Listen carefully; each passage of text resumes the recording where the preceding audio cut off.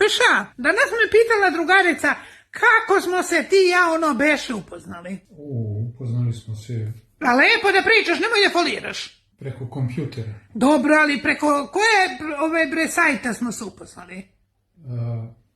Ne znam, Ali nije Almaz. ne znam, moguće. Moguće da je Almaz ili tako nešto. Bio je sajt za upoznavanje.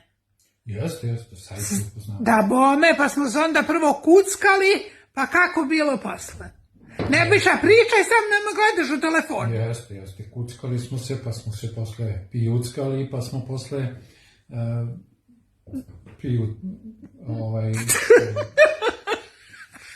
Jeli, a nećeš da ispričaš do kraja šta je bilo?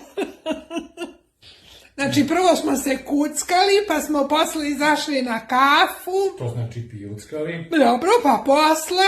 pa smo se posle bio je sneg, jao, kako je šifonjera. Jao, koliki je sneg bio, Pa smo čoveče. pešačili snežnom ulicom grada Kragujevca. Ulicama grada Čikaga, bio sneg do kolena, pa smo, čoveče. neočišćene ulice, pa smo morali peške da idemo.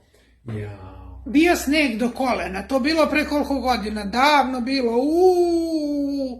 tačno. 2000 ili 2001. Nije bre, ne